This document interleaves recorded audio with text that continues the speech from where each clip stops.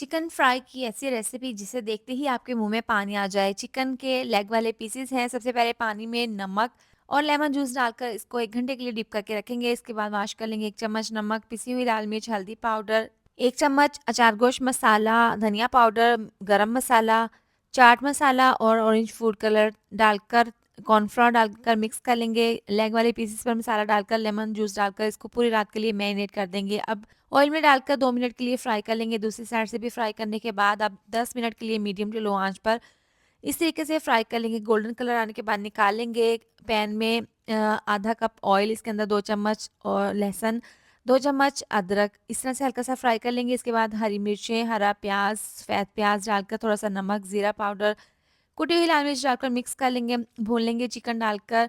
इस तरह से मिक्स करने के बाद 10 मिनट के लिए बिल्कुल स्लो आंच पर इसको पकाएंगे।